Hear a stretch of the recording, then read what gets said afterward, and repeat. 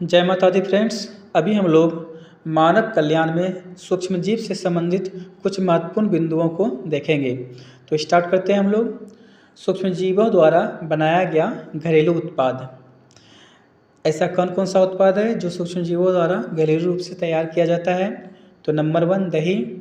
दही जो है वह लैक्टोबैसिलस बैक्टीरिया द्वारा बनाया जाता है। लैक्टोबैसिलस बैक्टीरिया द्वारा दूध दही में परिवर्तित होता है। ओके, यह बैक्टीरिया हमारे स्वास्थ्य के लिए लाभदायक होता है। Number 2 bread. ब्रेड बनाने के लिए आटे को गूंथा जाता है। इसमें किण्वन के लिए यीस्ट मिलाकर कुछ घंटों के लिए छोड़ दिया जाता है। इससे आटे में CO2 गैस का उत्पादन होता है और आटा फूल जाता है। ब्रेड बनाने के लिए किस सूक्ष्मजीव का उपयोग करते हैं? तो यीस्ट का उपयोग करते हैं। यीस्ट किस गैस का उत्पादन करता है? CO2 गैस का उत्पादन करता है। ओके, नंबर 3 है एकल कोशिका प्रोटीन, सिंगल सेल प्रोटीन। इसमें 60% प्रोटीन, खनिज लवण, विटामिन तथा वसा होते हैं। यीस्ट का उपयोग भी SCP मतलब सिंगल सेल प्रोटीन के रूप में किया जाता है। हमारा अगला बिंदु है औद्योगिक उत्पादन में सूक्ष्मजीव। उद्योगों में सूक्ष्मजीवों का प्रयोग मादक पेय तथा प्रतिजैविक आदि के उत्पादन में किया जाता है। पहला नंबर है मादक पेय, ड्रिंक्स, जिसको एल्कोहल भी कहते हैं।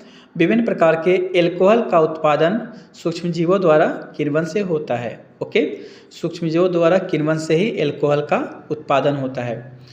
दूसरा नंबर है एंटीबायोटिक्स, जो कि हम लोग कोई भी मतलब जीवाणु जनित रोग में होने पर एंटीबायोटिक का जो उपयोग करते हैं। देखते हैं कैसे बनता है, किससे बनता है। यह एक रासायनिक पदार्थ है जिसका निर्माण सूक्ष्मजीवों द्वारा होता है। यह रासायनिक पदार्थ अन्य सूक्ष्मजीवों की वृद्धि को रोकता है या उन्हें नष्ट कर देता है। ओके, एंटीबायोटिक क्या है? एंटीबायोटिक एक रासायनिक पदार्थ है जिसका निर्माण सूक्ष्मजीवों द्वारा होता है। यह सूक्ष्मजीव क्या करता है? तो यह रासायनिक पदार्थ अन्य सूक्ष्मजीवों को वृद्धि को रोकता है या उन्हें नष्ट कर देता है। प्रथम एंटीबायोटिक का नाम क्या है? तो पेनिसिलियम है। प्रथम एंटीबायोटिक पेनिसिलियम है। इसका निर्माण किसके द्वारा किया गया था? तो अलेक्जेंडर फ्लेमिंग के द्वारा किया गया था। ओके, याद रखिएगा आप लोग। हमारा अगला पॉइंट है कार्बनिक अम्ल के उत्पादन में सूक्ष्मजीव। पहला सिट्रिक अम्ल। यह सूक्ष्मजीवों द्वारा सुक्रोज के किण्वन से प्राप्त होता है।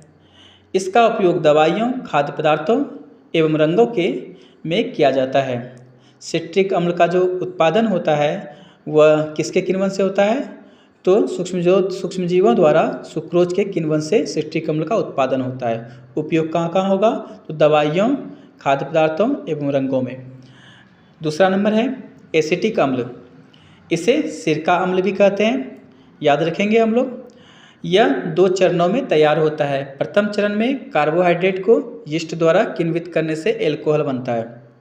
Carbohydrate C6H12O6। ओके, इसको किसकी उपस्थिति में? यीस्ट की उपस्थिति में इसका किण्वन होता है। किण्वन होने से क्या बनता है? तो एल्कोहल बनता है। एथिल एल्कोहल बनता है C2H5OH। एथिल एल्कोहल बन रहा है और कार्बन डाइऑक्साइड गैस मुक्त हो रहा है। अब देखते हैं इसके द्वितीय चरण में क्या होता है। द्वितीय चरण में एसिटोबैक्टर जीवाणु द्वारा एल्कोहल का ऑक्सीकरण करके एसिटिक अम्ल प्राप्त किया जाता है। यहाँ देखिए हम लोग, एथिल एल्कोहल का एसिटोबैक्टर जीवाणु द्वारा किण्वित कराने से एसिटिक अम्ल प्राप्त हो रहा है CH3COH। ओके, अगला है हमारा नंबर 3 में लैक्टिक अम्ल। मक्का, आलू का लैक्टोबैसिलस जीवाणु के साथ किण्वन कराने से लैक्टिक अम्ल प्राप्त होता है। लैक्टोबैसिलस जीवाणु जहाँ भी आए तो आप समझ लीजिएगा यह एक दूसरे से रिलेटेड है। लैक्टिक अम्ल और लैक्टोबैसिलस जीवाणु अधिकतर में आपको यही मिलेगा, देख लीजिएगा आप लोग। हमारा अगला महत्वपूर्ण पॉइंट है जैव सक्रिय अणु। जैव सक्रिय अणु साइक्लोस्पोरिन A। इसका उत्पादन ट्राइकोडर्मा पॉलीस्पोरम नामक कवक से किया जाता है। इसका प्रयोग अंग प्रत्यारोपण में प्रतिरक्षा निरोधक कारक के रूप में रोगियों में किया जाता है। समझते हैं इसको हम लोग। जैव सक्रिय अणु, इसका नाम क्या है? Cyclosporin A। इसका उत्पादन किससे किया जाएगा? तो तो ट्राइकोडर्मा पॉलीस्पोरम नामक कवक से इसका उत्पादन किया जाएगा। अब इसका प्रयोग कहाँ किया जाता है? तो अंग प्रत्यारोपण, जब एक मनुष्य का अंग दूसरे मनुष्य में लगाया जाता है तो वहाँ प्रतिरक्षा निरोधक कारक के रूप में इसका उपयोग किया जाता है। अगर साइक्लोस्पोरिन ए का उपयोग हम लोग नहीं करेंगे तो मान लीजिए किसी का किडनी दूसरे में लगाएंगे तो दूसरे में उसका किडनी सक्सेस नहीं होगा, वह अंग प्रत्यारोपण सफल नहीं होगा जब तक इसका हम लोग उपयोग नहीं करेंगे, क्योंकि दूसरे का अंग दूसरे में लगाने पर वहाँ उसका जो एंटीबॉडी होता है, जो प्रतिरक्षा तंत्र होता है, वह उसके विरोध में कार्य करता है और उसको स्वीकार नहीं करता है। तो स्वीकार करवाने के लिए किसका उपयोग करते हैं हम लोग? जैव सक्रिय अणु का उपयोग करते हैं। ओके, हमारा अगला पॉइंट है वाहित मल उपचार। देखते हैं हम लोग, नगरों में व्यर्थ जल को वाहित मल कहते हैं। इसमें कार्बनिक पदार्थों की बड़ी मात्रा तथा सूक्ष्मजीव पाए जाते हैं। इसका उपचार 2 चरणों में किया जाता है जो निम्नलिखित है। प्राथमिक चरण देख लेते हैं हम लोग, प्राथमिक चरण में क्या किया जाता है। प्राथमिक चरण में वाहित मल से बड़े एवं छोटे कण प्लवन, छानन, निस्यंदन द्वारा भौतिक रूप से अलग कर दिए जाते हैं। प्राथमिक चरण में किसे अलग करेंगे? तो छोटे एवं बड़े कणों को भौतिक रूप से अलग करते हैं इस माध्यम से, प्लवन, छानन, निस्यंदन से। ओके, अब देखते हैं द्वितीयक उपचार। द्वितीयक उपचार में वही स्राव का वायवीय तथा अवायवीय तरीके से उपचार किया जाता है। सर्वप्रथम प्राथमिक बहिस्राव को बड़ी बड़ी वायु संचालन में भेजते हैं। इसमें वायु प्रवाहित करते हैं, इससे जीवाणुओं को अच्छा वातावरण मिलता है। लाभकारी सूक्ष्मजीव वृद्धि करके झुंड बनाते हैं। ये सूक्ष्मजीव वाहित मल में उपस्थित कार्बनिक पदार्थों का विघटन करते हैं। इससे पानी में बीओडी की मात्रा ठीक हो जाती है। द्वितीयक उपचार के बाद वही स्राव को प्राकृतिक जलाशयों में बहा दिया जाता है। समझते हैं हम लोग द्वितीयक उपचार को। द्वितीयक उपचार में सर्वप्रथम क्या करते हैं? तो प्राथमिक वही स्राव को बड़ी बड़ी वायु संचालन में भेजते हैं। भेजने के बाद इसमें वायु प्रवाहित कर दिए। वायु प्रवाहित किए तो इसमें जो जीवाणु होता है, जीवाणु को अच्छा वातावरण मिल गया। अच्छा वातावरण मिलने से ये अपनी संख्या में वृद्धि करेंगे और वृद्धि करके झुंड बनाएंगे बहुत बड़ी संख्या में। और ये सूक्ष्मजीव वाहित मल में जो कार्बनिक पदार्थ उपलब्ध होते हैं उसका अपघटन कर जाते हैं। अपघटन करने के बाद पानी में बीओडी की मात्रा, biochemical oxygen demand, okay, biochemical oxygen demand, इसकी मात्रा ठीक हो जाती है। ठीक होने का अर्थ ये हुआ कि पानी में बीओडी, बायोकेमिकल ऑक्सीजन डिमांड की मात्रा जितनी कम होगी पानी उतना ही अच्छा होगा। ओके, तो द्वितीयक उपचार के बाद वही स्राव को प्राकृतिक जलाशयों में बहा दिया जाता है।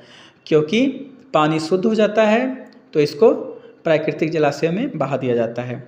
हमारा अगला पॉइंट है ऊर्जा उत्पादन में सूक्ष्मजीव। बायोगैस एक प्रकार के गैसों का मिश्रण है, ओके, जो सूक्ष्मजीवों की सक्रियता द्वारा उत्पन्न होता है।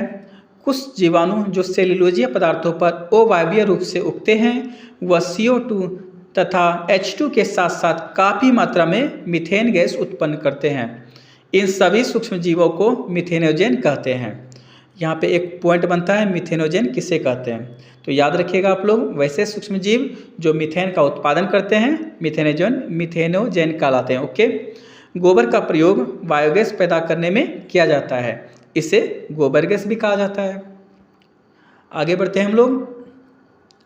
हमारा अगला महत्वपूर्ण पॉइंट है बायोगैस संयंत्र। देखते हैं बायोगैस संयंत्र कैसे बनता है और इसकी कार्यप्रणाली क्या है।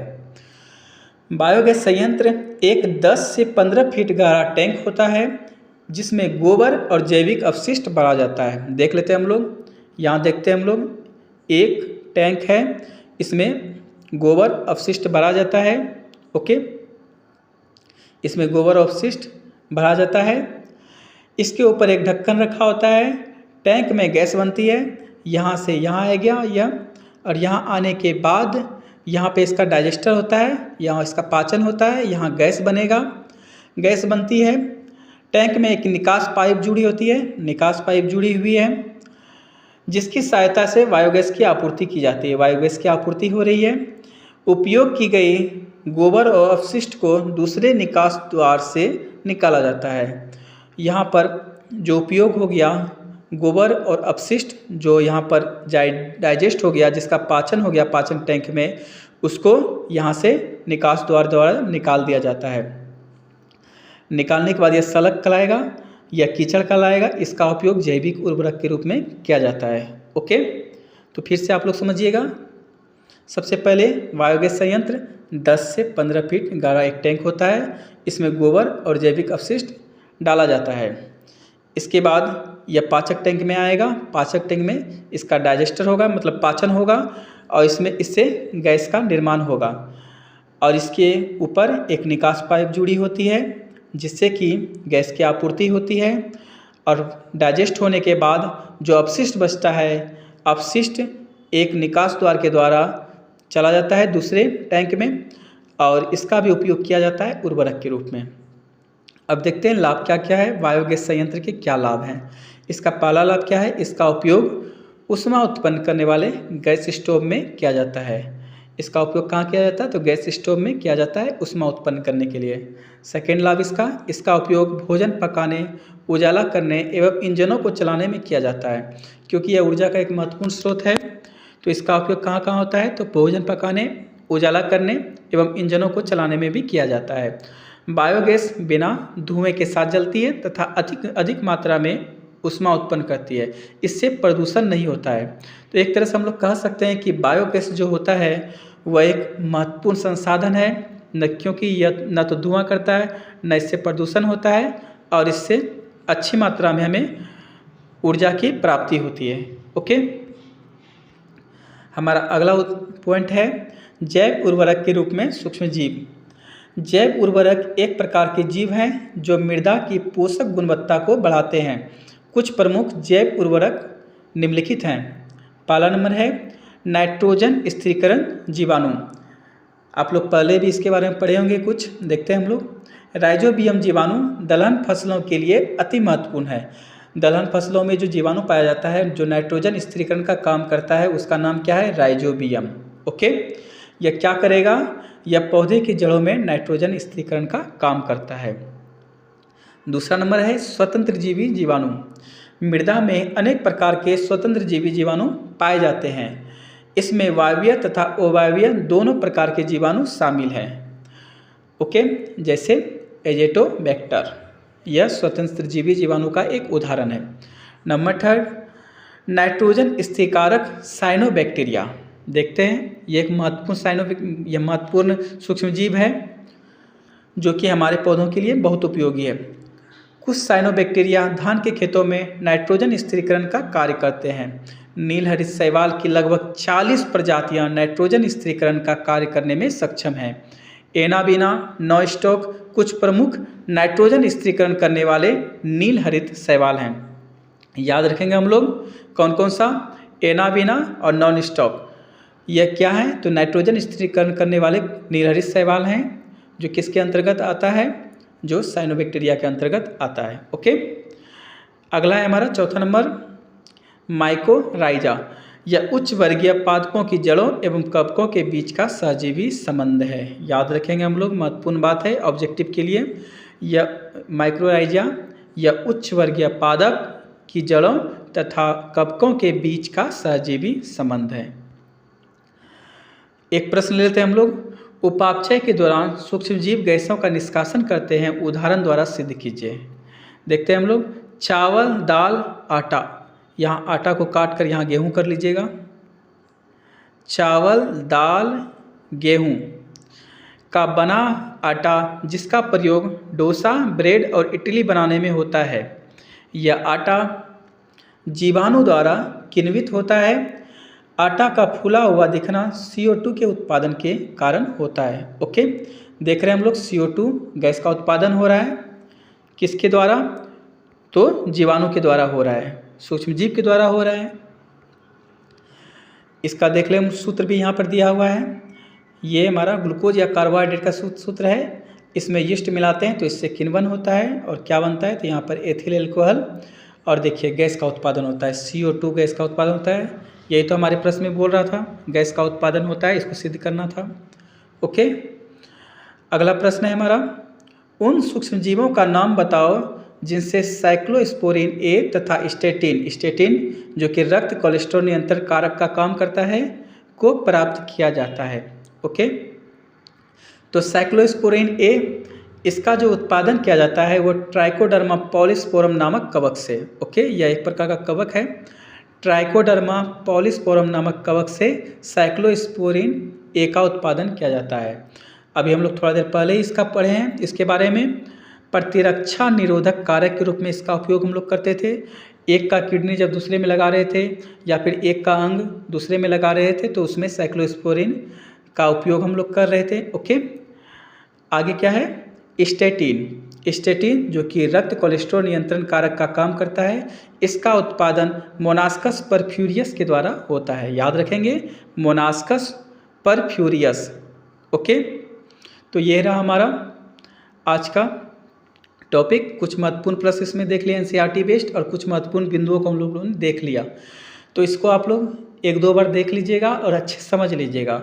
और इसमें भी आपको अगर कुछ भी समझ में नहीं आए तो आप कमेंट में लिखिएगा, उस पर विशेष वीडियो बना दिया जाएगा। Okay, thanks for watching. जय माता दी।